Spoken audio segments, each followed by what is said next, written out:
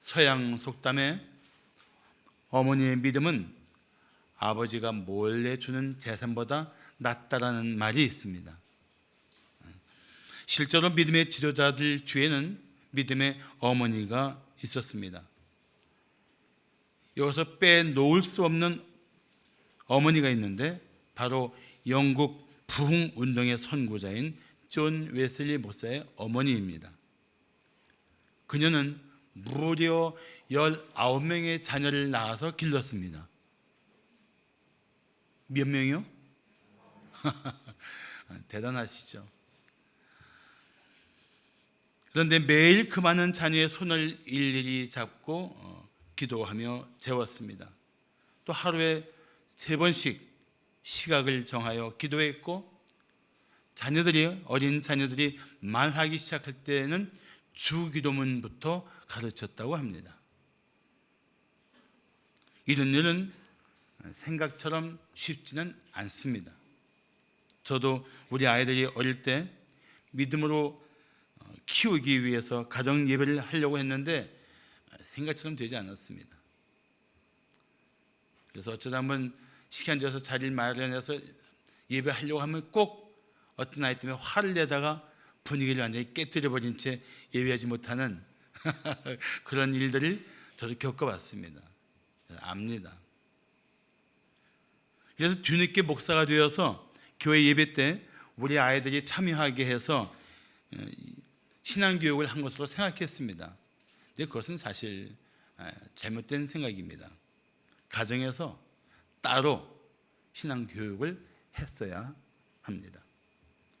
돌이킬 수 없는 시간에 대한 아쉬움 가운데 제일 큰 것이 가정에서 해야 할 신앙교육을 게을리했던 것입니다. 그런데도 오늘날 우리 자녀들이 믿음으로 살고 있는 것은 우리 부부가 기도의 줄을 놓지 않았기 때문이라고 생각합니다. 우리 기도를 들으시고 응답하시는 하나님의 은혜였다는 것입니다. 우리 성도 중에는 정말 특별한 분들이 있습니다. 우리 교회에서 처음 신앙생활을 시작했는데 집안에서 자녀들과 함께 기도했으면 좋겠다는 권면을 그대로 받아들이고 그 넓지 않은 집안에 작은 공간을 만들어서 십자가를 걸어놓고 그 앞에 작은 기도상을 놓고 아이들과 매일 거기서 성경 읽고 기도하는 거예요. 초신자가. 또 적지 않은 우리 젊은 부부들의 가정이 집에서 큐티를 하고 자녀들과 함께 말씀을 나누고 기도하면서 가정 예배까지 하는 그런 정말 아름다운 가정들이 제법 많습니다. 솔직히 저도 해봤지만 쉽지 않은 일들을 우리 성도들이 잘 하고 있는 게 얼마나 자랑스러운지 모르겠습니다.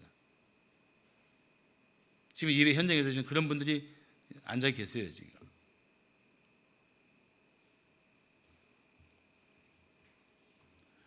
사랑하는 성도 여러분, 애프터 코로나 시대에 우리가 결단할 것이 있다면 이제 가정에서 예배하면서 기도와 성경 읽기를 힘쓰는 것입니다.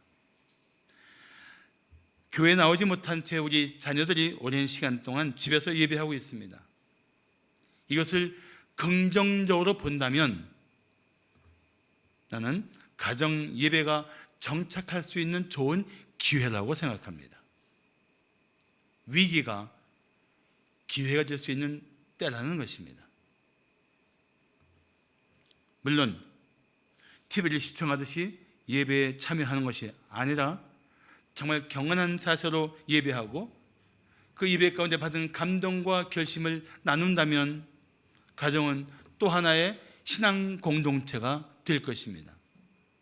그래서 코로나 바이러스를 극복한 후 가정에서 영적 훈련이 잘 된 자녀들은 다시 교회에 열심히 나와서 교회 중심으로 신앙생활을 하게 될 것입니다. 그렇지만 이때에 가정에서 영적 훈련에 실패하면 자녀들은 영적으로 침체하게 될 것입니다. 교회에 나오는 일들을 귀찮아하고 번거로워할 수도 있습니다. 자칫하면 영적으로 자녀를 붙들고 세워나갈 이 놀라운 기회를 우리는 낭비하거나 잃어버릴 수도 있다는 것입니다. 그래서 저는 이번 기회가 가정이 교회가 되는 기회가 되기를 바라며 축복합니다. 자, 가정이 교회가 될 때 어떤 일이 일어날까요? 첫째, 가족의 헌신으로 성도들이 진정한 교회를 누리게 됩니다. 가족의 헌신. 미국의 의사 존 자웨트는 식사 기도의 효능이라는 아주 독특한 주제로 연구를 했습니다. 감사하는 마음을 가지고 식사 기도를 하는 사람들을 꾸준히 연구한 결과 자웨트 박사는 식사 기도를 할 때만 나오는 3가지 물질이 있다고 말합니다. 첫 번째 물질은 종류를 알 수 없는 백신입니다. 모든 질병에 효과가 있다고 알려진 특이한 백신인데 이 백신은 기도하는 사람을 연구할 때 자주 확인된다고 합니다. 둘째는 항독성 물질입니다. 이 물질은 다양한 균들을 박멸해 주기 때문에 병의 예방은 물론 이미 있는 병의 진행을 억제해 준다고 합니다. 세 번째는 안티셉틴이라는 방부제입니다.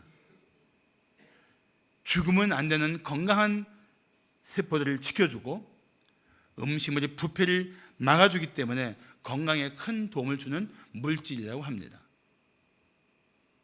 그러니까 그냥 의식적으로 주님 잘 먹겠습니다 아멘 하고 후다닥 집어먹는 식사가 아니고 식사 한 끼 앞에 진심으로 감사하며 기도한 후에 식사는 성도들의 몸속에서 나타나는 놀라운 변화라는 것입니다.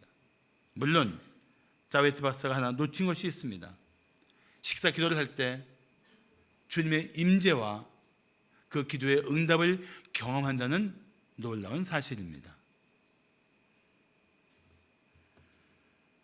가정이 예배 처소가 되고 가정이 말씀을 나누는 삶의 자리가 되고 가정이 기도하는 집이 된다면 얼마나 은혜로운 일입니까? 생각만 해도 감동이 되지 않습니까? 그런 가정을 사모하는 마음이 막 우러나지 않습니까? 안 그래요?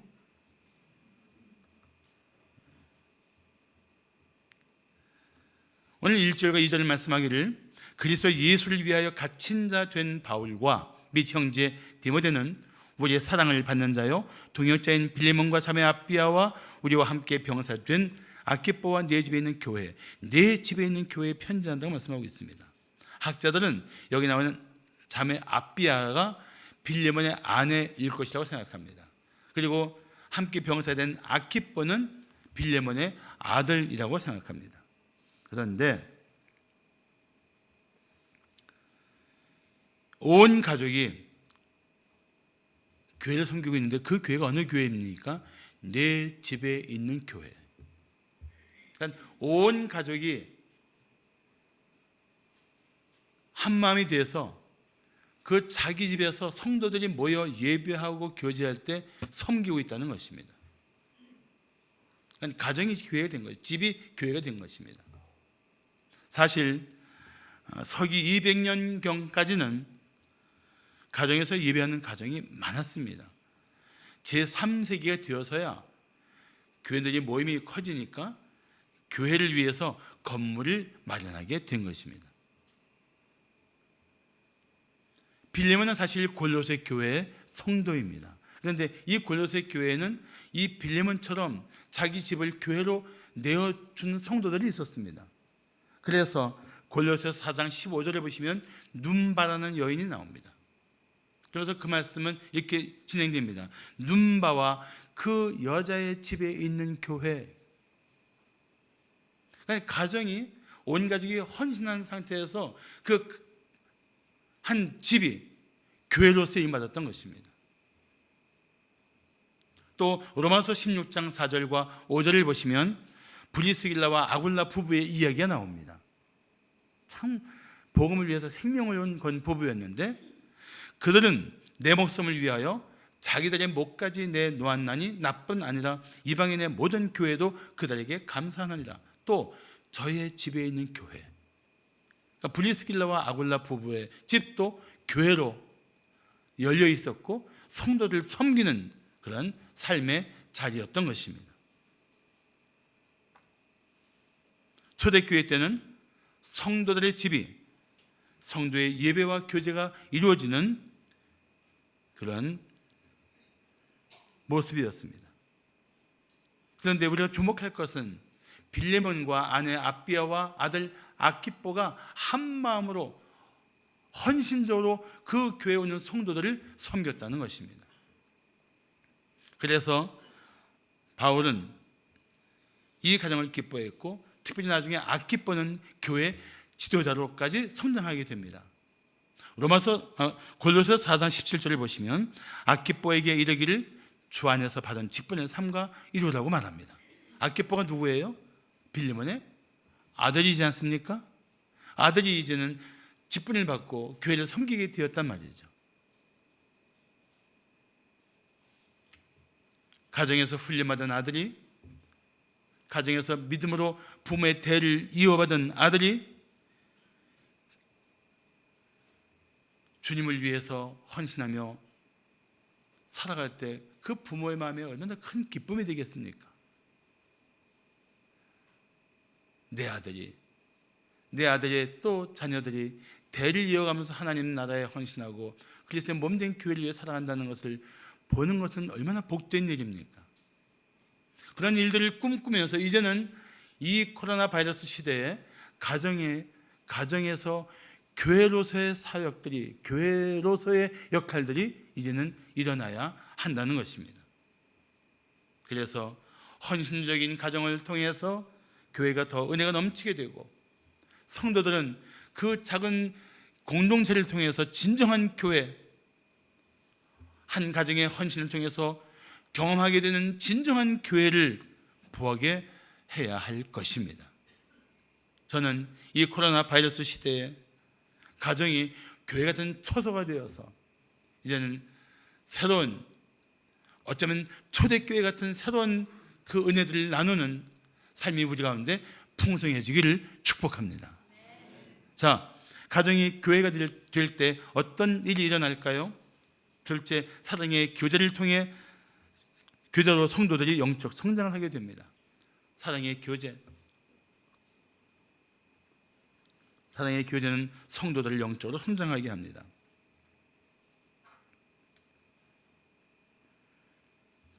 어느 할머니가 뒤늦게 신앙생활을 시작했는데 아주 열심히 했습니다.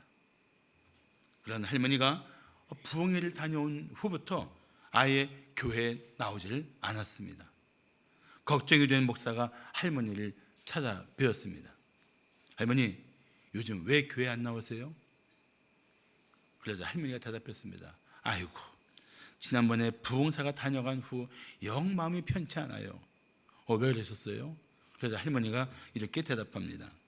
부흥 강사가 열심히 기도하면 하나님이 영감을 2배나 주신다고 했는데 나는 지금 하나 있는 영감탱이도 너무 골치가 아파요. 영감이 둘이면 나는 죽는다고요.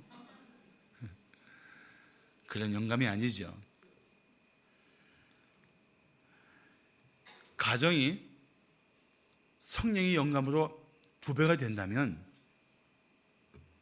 정말 가정에 속한 모든 한 분 한 분이 정말 성령의 어떤 권능에 붙들리게 된다면 온 가족이 한 마음으로 하나님을 경외하게 될 것입니다. 하나님의 은혜를 풍성히 누리게 될 것입니다. 성령의 권능을 힘입어 살게 될 것입니다. 가정이 정말 천국 같은 삶의 자리가 될 것입니다. 저는 그걸 믿어요. 정말 부모의 성령 충만한 삶이 자녀들에게 어떤 놀라운 영향을 주는지를 저는 보았단 말이죠. 우리 성도들 삶에서도 그런 은혜를 누리는 가정들이 있음을 알고 있습니다.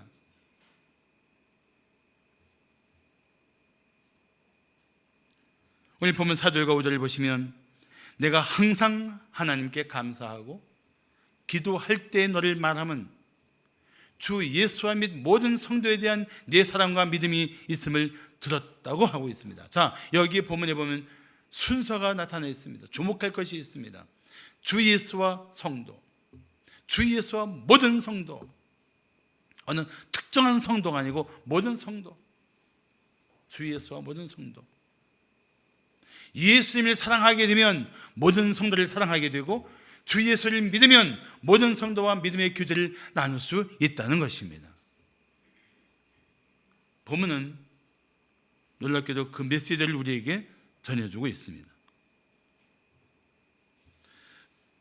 그래서 6절은 말씀하기를, 이로써 내 믿음의 교제가, 주 예수를 사랑하고 주 예수를 믿는 그런 빌레몬, 내가 힘쓰는 너로 말미암아 이루어지는 이 믿음의 교제가 어떤 일을 나타내요? 우리 가운데 있는 선을 알게 한다. 알게 하는데 그 알미, 그 이해가 그리스도께 이르도록 역사한다는 것입니다. 여기서 나오는 교제는 코이노니아를 말합니다. 이 코이노니아는 영어로는 fellowship, 우리말로는 교제라고 하지만 그 단어 가지고는 코이노니아를 제대로 설명할 수가 없습니다. 그러니까 코이노니아를 정확하게 번역할 수 있는 단어가 없다고 보시면 돼요.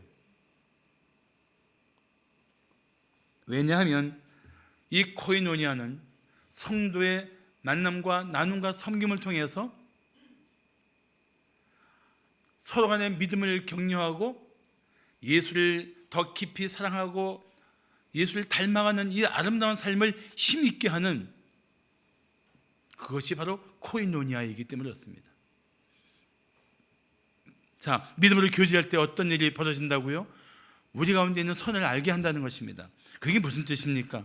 쉽게 표현한다면 성도는 교제를 통해서 성도가 그리스도인이 되어서 받은 은혜가 어떤 것인지를 더 알게 된다는 것입니다. 그리고 그리스도인으로 얼마나 놀라운 영적인 복을 누리고 있는지를 깨닫게 한다는 것입니다. 보십시오. 우리 성도가 교제를 나눌 때, 믿음의 교제를 나눌 때 우리는 구원의 확신이 더 강력해질 것입니다. 날마다 누리는 하나님의 자비와 긍휼을 기뻐하게 될 것입니다. 서로 믿음을 격려하면서 함께 오직 주의 영광을 위해 살고자 하는 거룩한 결단을 우리 가운데 더 풍성하게 나누게 될 것입니다. 믿음의 교제는 그런 일들을 더 힘있게 한다는 것입니다. 한번 생각해 보십시오. 믿음 없는 사람들과 만나면 만날수록 마음은 세상적인 일로 흔들리지 않습니까?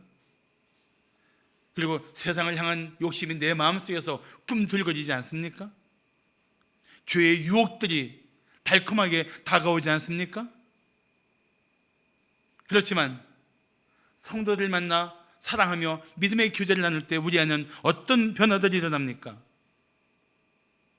감사한 마음이 회복이 되기 시작합니다. 기쁜 마음이 되살아납니다. 내가 얼마나 놀라운 은혜 가운데 살고 있는가 하는 새삼스러운 고백이 노래처럼 흘러나오기 시작합니다. 믿음의 교제는 그런 역할을 한다는 것입니다. 그래서 우리가 가정에서도 그런 아름다운 믿음의 교제를 나눌 뿐 아니라 그 가정 속에서 모이는 성도들의 모임이, 목장교의 모임이, 또 이웃을 초청한 그 만남의 자리가 그런 믿음의 교제가 되어야 한다는 것입니다.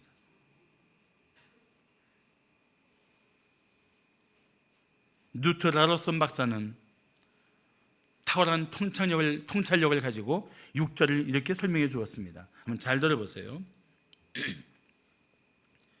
영적으로 성장하지 않고 다른 사람을 위해 선을 행하지 않으며 영적인 근육을 키우기 위해 연습하지 않는 사람들은 영적으로 위축당하게 될 것이다. 그들은 그리스도의 풍성함이나 일상생활 속에서 역사하는 성령의 능력을 모른 채 쇠약해질 것이다. 하나님의 선하심을 온전히 알게 되는 것은 책을 통해서가 아니라 경험을 통해서이다. 그것은 삶 속에서 하나님의 진리를 실천하면서 그 선한 결과와 힘을 보게 될 때 난다. 성도의 교제는 그렇게 서로 하나님을 아는 지식이 풍성해지고 하나님의 능력을 경험하는 일들이 안에서 나눠지면서 우리는 진리를 깨닫고 진리를 실천할 수 있는 영적인 힘을 얻게 된다는 것입니다. 나 혼자만의 신앙생활은 없습니다. 나 홀로 거짓도인이라는 말도 없습니다. 폐쇄된 채 성도 안의 교제를 잃어버린 채 나만 조용히 예배하고 그리고 한 주간에 살아갈 수 있는 그런 삶 속에 신령한 권세는 허약할 수밖에 없다는 것입니다. 그래서 주일 예배로만 만족하는 자리가 아니고 가정이 또 하나의 예배와 신앙 공동체가 되고 그 가정에서 성도들과의 아름다운 믿음의 교제를 나누기를 힘써야 돼요. 일주일에 한 번 예배하는 걸로 만족하면은 그 신앙은 위험합니다. 깨어지기 쉽고 무너지기 쉽고 흔들리기 쉽습니다.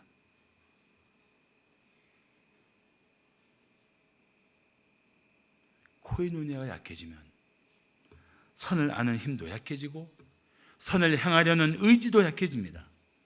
그렇지만 성도의 교제가 풍성한 교회는 선을 행하는 능력도 강건해지고 점점 그리스도에게 이르도록 역사하게 될 것입니다. 나는 우리 성도들의 가정이 그런 믿음의 처소가 되기를 축복합니다. 그래서 당신의 가정을 통해 다른 성도들도 영적으로 성장하며 주님을 위해 살아가는 아름다운 만남과 나눔이 되기를 축복합니다. 마지막으로 가정이 교회가 될 때 어떤 일이 일어날까요? 셋째, 사랑의 섬김으로 성도들이 영적 평안을 얻게 됩니다. 사랑의 섬김.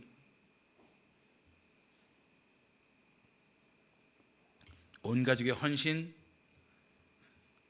여러분의 믿음의 교제, 사랑의 섬김, 이 모든 일들이 사실 가정 중심으로 이루어져야 돼요. 온 가족이 한 마음이 되어갖고. 이스라엘의 교훈집 랍비 문서라는 책에 나오는 이야기입니다. 어느 거지가 랍비 집 앞에 서 있더니 몇 달 동안 목욕을 못했던 이 거지는 참지 못하고 담벼락에 등을 붙이고 비벼대고 있었습니다. 랍비는 그 모습을 보고 거지를 불쌍히 여겨서 집에 데려서 목욕을 시켜주고 새 옷을 입혀주고 풍성하게 음식을 대접했습니다. 이 소문을 들은 약삭빠른 또 다른 거지 부부가 랍비의 집 담벼락에 등을 비비며 동정을 호소했습니다. 그러자 랍비는 버럭 화를 내면서 지난번 거지는 혼자였기에 담벼락에 등을 비빌 수밖에 없었어. 그러나 너희는 부부가 아니냐? 등이 가려면 서로 긁어줄 일이지 왜 남의 담벼락에 등을 비비고 있느냐? 하고 혼을 내서 내쫓았다고 합니다. 이 이야기는 두 명만 되어도 서로 섬기면서 도우면서 함께 살아갈 수 있는 아름다운 삶의 연합이 가능하다는 것입니다. 하물며 우리 교회는 어떻습니까? 둘러보세요. 오늘 이 코로나 바이러스로 위협당하면서도 이렇게 자리가 꽉 찰 정도로 열심히 나온 여러분들의 모습을 보세요. 가정을 보세요. 가정에 여러분들 사랑하고 섬기며 여러분 곁에서 남편이라는 이름으로 아내라는 이름으로 부모와 자녀 간의 관계라는 그 연합으로 자리를 지키고 있는 아름다운 지체를 보세요. 교회 안에서도 여러분들을 섬기는 수많은 종들을 보세요. 교회 일꾼들을 생각해 보세요. 이 섬김이 우리 서로를 얼마나 힘있게 하고 있는지를 한번 생각해 보세요.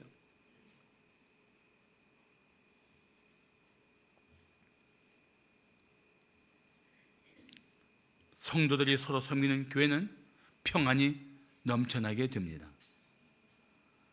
섬김은 언제나 희생을 동반하기 때문에 그 사랑을 받으면서 우리는 서로 어떤 고난과 역경도 이길 수 있는 신령한 힘을 또한 공급받게 되는 것입니다. 그래서 성도가 서로 사랑하며 섬길 때 성령의 평강은 각 심령 가운데 충만하게 될 것입니다. 자, 7절을 보시면 형제여 성도들의 마음이 너가 누구예요? 빌레몬입니다. 자, 그럼 제가 성도들의 마음이 너로 말미암아 하면 여러분들은 이제 너가 누구인지를 대답해야 돼요. 자, 성도들의 마음이 너로 말미암아 너가 누굴까요? 자기 이름을 대야 돼요. 빌레몬 대지 말고. 성도들의 마음이 너로 말미암아. 보면에는 빌레몬이지만 빌레몬을 말미암아 뭘 얻었다고요? 평안함을 얻었다. 평안함을 얻었다. 그리고 나는 내 사랑하는 동역자인 빌레몬을 보면서 너의 사랑으로 많은 기쁨과 위로를 받았다. 한 가정에 헌신된 한 사람의 삶이 주는 영향력이라는 것은 이렇게 놀랍습니다. 놀라워요.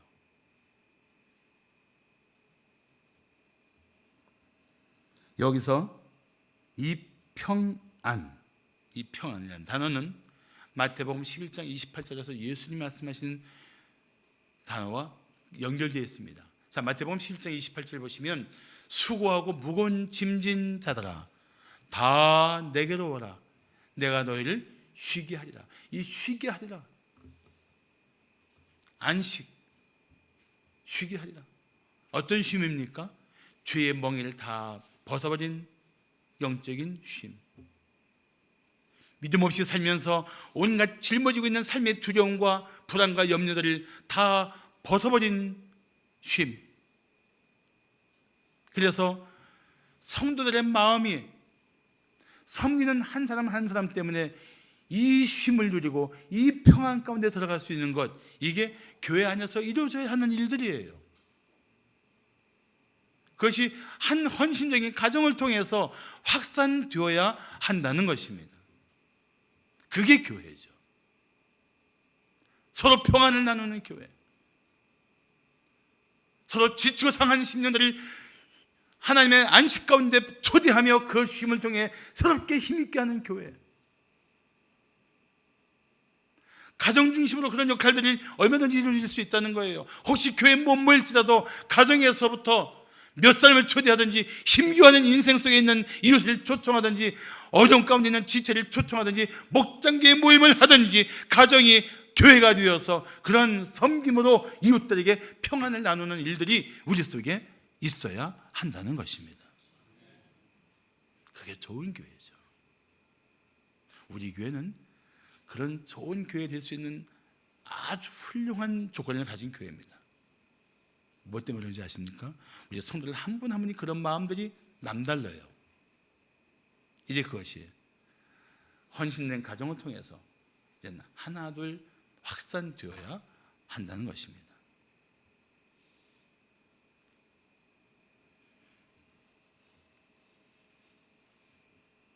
가정은 성도를 위해 열린 공간이 되어야 합니다. 특히 코로나19로 자녀들이 함께 모이는 목장교회 모임을 기획해도 좋습니다. 그래서 어린 자녀들이 목장원들이 서로 섬기는 모습을 보게 하십시오. 그것은 삶으로 보여주는 메시지가 될 것입니다. 가정이 교회가 될 때 자녀들도 섬기는 삶을 배우게 됩니다. 그리고 사랑으로 섬길 때 다른 성도가 평안 가운데 회복하는 모습을 자녀들이 지켜볼 것입니다. 그래서 자녀들이 모임 속에서 치유와 회복을 경험하는 것을 보면서 예수님의 교회가, 교회 공동체가 얼마나 영광스럽고 복된 것인지를 깨닫게 될 것입니다. 그래서 어린 자녀들이 그런 부모의 헌신과 섬김을 통해서 교회를 더 사랑하게 되고 교회를 중심으로 신앙생활을 하게 되고 평생 교회를 가까이 하는 걸음이 된다면 코로나 바이러스의 이 위기는 우리 믿음을 새로운 은혜 가운데 이끌어내는 영적 도전의 기회가 될 것입니다. 저는 그걸 믿어요. 기대합니다.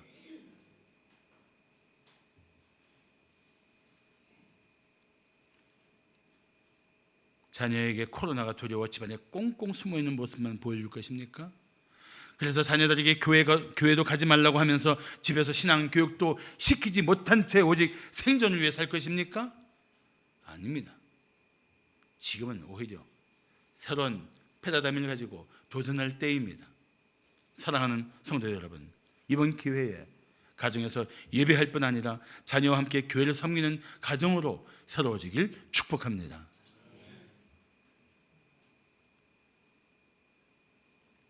며칠 전에 인도 사하람푸르에서 사역하는 윤종상 선교사님 네 분을 만났습니다.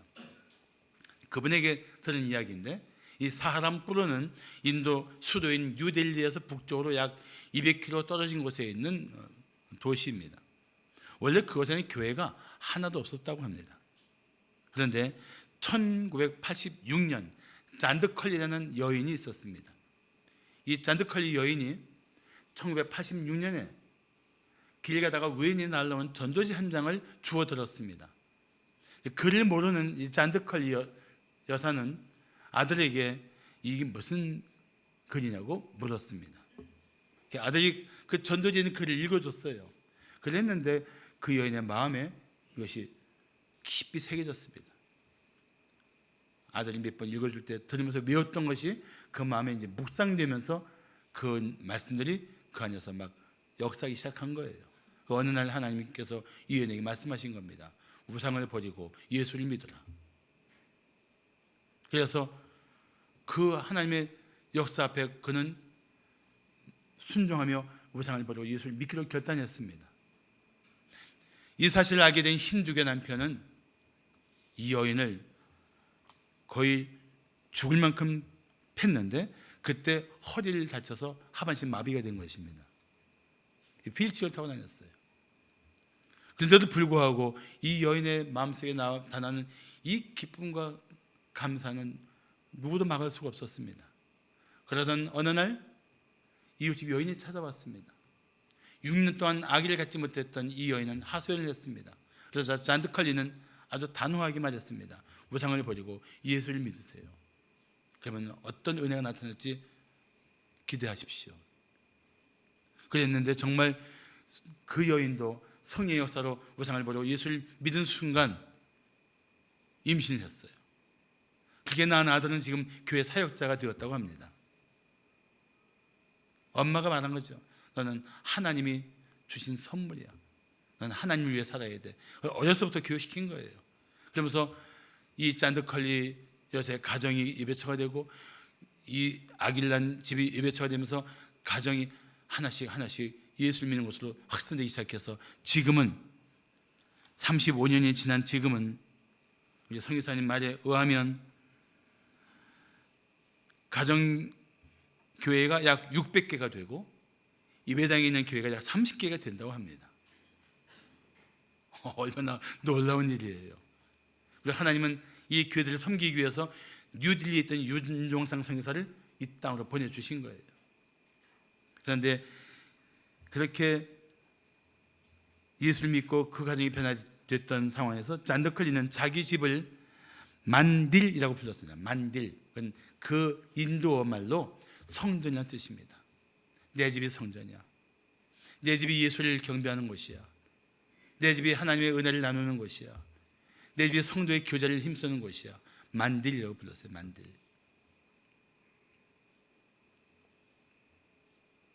한 여인의 변화와 한 가정으로부터 시작된 일들이 얼마나 놀랍습니까? 더구나 기독교가 박해를 받는 삶의 현장인 인도에서 이런 일들이 일어나고 있다는 것은 얼마나 놀라운 일들입니까? 예수 믿으면 핍박받을 수 있고 교회 간다면 생명의 위협을 느끼면서도 그들은 하나님 앞에 나아가기를 힘썼단 말이죠. 우리 코로나 바이러스 이건 비교도 안 되는 거예요, 사실. 사랑하는 성도 여러분, 하나님은 헌신한 한 가정을 통해서 큰 일을 이루실 수 있는 분입니다. 가족이 한 마음으로 교회를 섬길 때 큰 역사를 이루시는 분이십니다. 큰 은혜를 베푸시는 분이십니다. 더 이상 코로나로 위축되지 말아야 합니다. 오히려 가정부터 더 큰 믿음으로 무장해야 합니다. 그리고 주님께 더 헌신하는 기회로 삼아야 합니다. 이번 주부터 날마다 가정에서 말씀과 기도를 힘쓰십시오. 날마다 안 되면 적어도 일주일에 한 번이라도 하십시오. 가정 예배도 시작해 보십시오. 일주일에 한 번 안 되면 한 달에 한 번이라도, 이번엔 월초니까 하루 하자, 아니면 한 달을 지났으니까 이 마지막 날 한 번 우리도 예배하자, 한 번이라도 해보란 말이죠. 시작하라는 것입니다. 한 번이라도. 설교 안 해도 좋아요. 그냥 성경만 읽고 끝내도 좋아요. 같이 찬양하고 같이 기도하고 성경 한 절을 읽든지, 아버지가 읽어도 좋고 엄마가 읽어도 좋고 자녀들이 읽어도 좋고.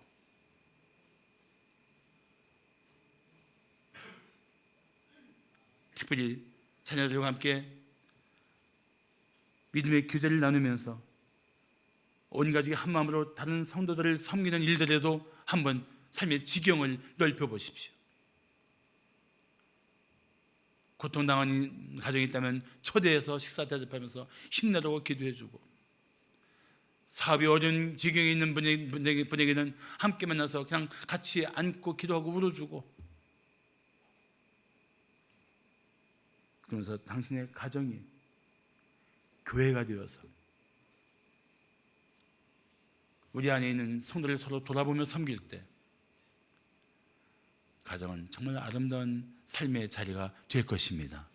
주의 영광을 위해 쓰여지게 될 것입니다. 그리고 우리 모두는 참으로 이 시대를 이기는 살아있는 교회, 살아 역사하는 교회를 함께 세워나가게 될 줄로 믿습니다. 할렐루야. 기도하겠습니다.